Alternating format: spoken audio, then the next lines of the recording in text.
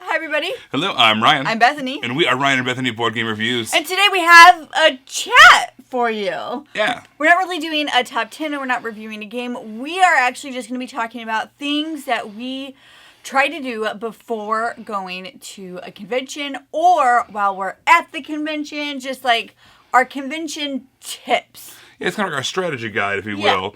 And this doesn't work for every kind of convention because there's kind of a scale, right? So on one end of the spectrum, we have conventions that are mostly largely open gaming, right? Mm-hmm. You find those a lot of times at like local conventions or regional conventions. On the other side of the spectrum, you have these big spectacles, something like an Essen or a Gen Con, right? Where there's tons and tons of events and things to do.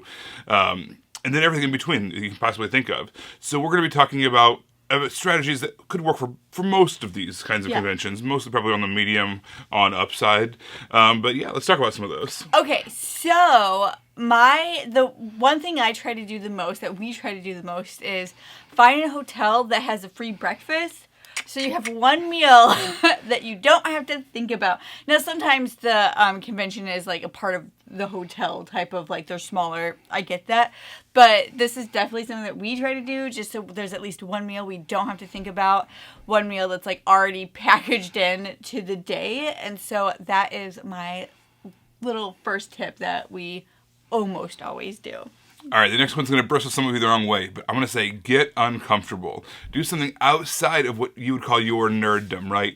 A lot of people watching this channel probably are board gamers or tabletop gamers of some kind, but there's so much more that some of these larger conventions offer. So do something outside of your nerddom. So if you are a board gamer, maybe try a role-playing game. If you are a role player, maybe try LARPing. If you are a LARPer, try sewing a craft together or whatever it is.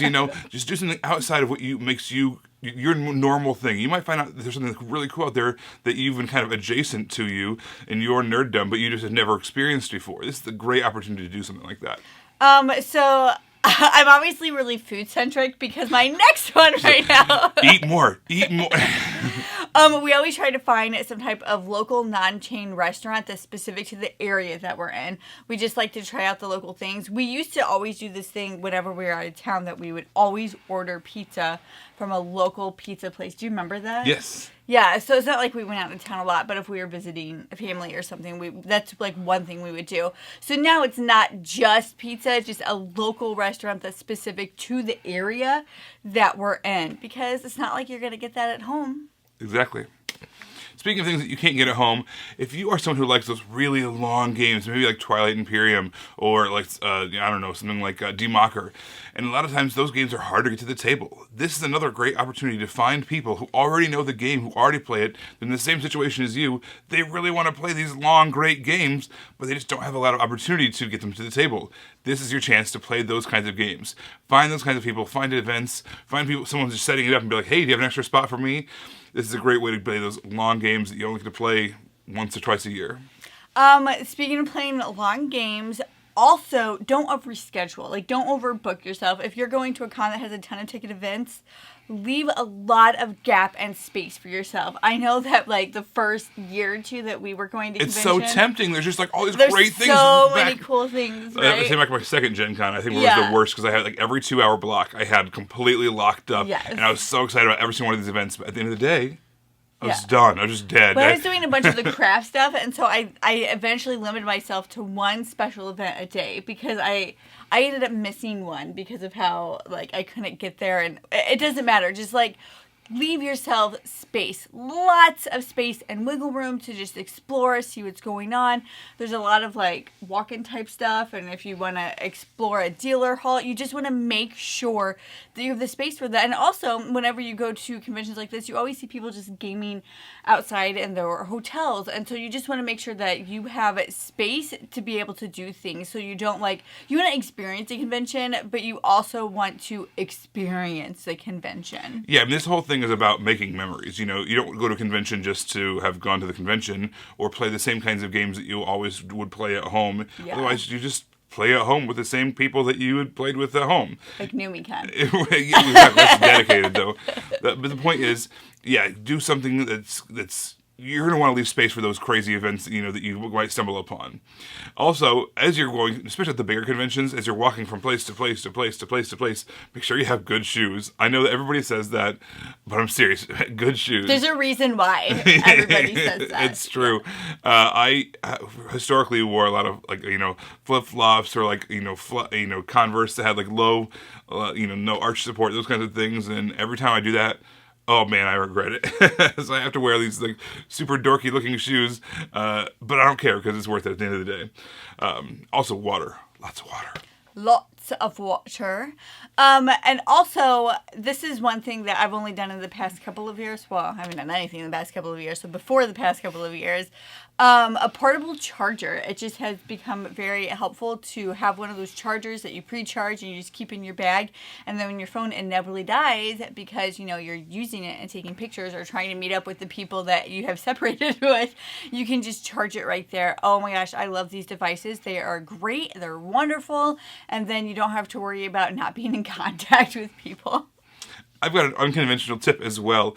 If you are going to a con for the first time, you don't really know how to approach it, I would suggest volunteering. That does a couple of things for you. First of all, it introduces you to people who are associated with the conventions on some level, so that we have already some names that you already know, right? And then also, you usually maybe get some kind of swag or some kind of free t-shirt or a reduced ticket price or whatever, or maybe even a free ticket price. All kinds of good things happen when you just volunteer. And it's a lot of fun to see people, maybe get to demo a game for people or whatever.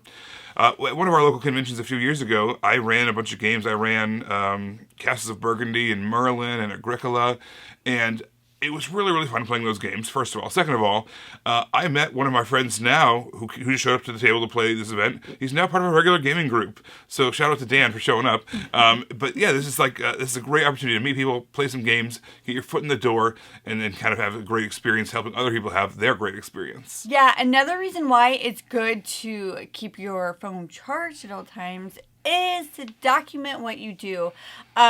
I know that I'm really old school like this, but I have a print photo album where I actually print pictures and look through them.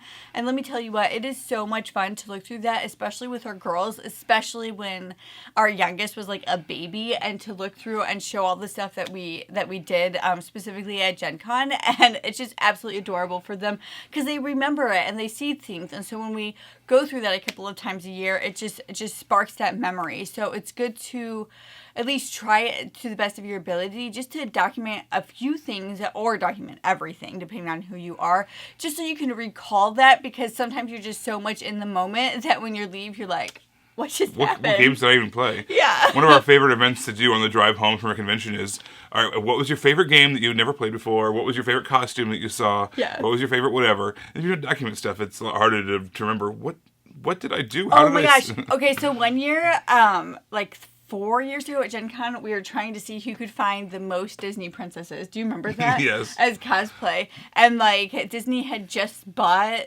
the rights to Star Wars or something, so we are able to count Princess Leia. Yeah. Yeah, as a Disney princess.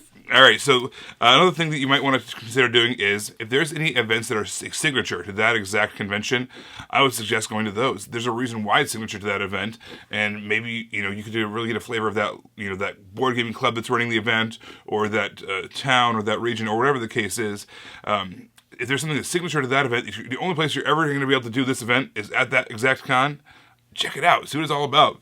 That way you know if you go back in the future whether you want to go again or not. But at least you get an idea of what's going on. You get to be part of in the know, if you will. Yeah.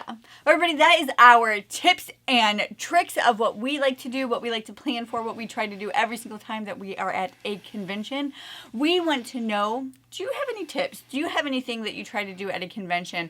What conventions are you going to this year? I know for sure, I won't be able to, unfortunately, this year, but I know for sure. I'm going to be at Geekway. Gen Con. It sounds like Origins is falling into place. Yeah. And potentially PAX. PAX U. Yeah. PAX Unplugged, once that's announced. So, yeah, if you're going to be any of those places, be sure to say hi, or just message us. I'd love to play a game with you if you get a chance. Yeah, so make sure to let us know if you're going to any of those places, or if there's any local or regional cons that you like to go to in your area. Yeah, guys, thanks so much for watching. Be sure to hit the subscribe button, and you can follow us at all these different places on social media. We've got all kinds of fun content coming up all the time. Thanks for watching, you guys, and we'll see you next time. Bye.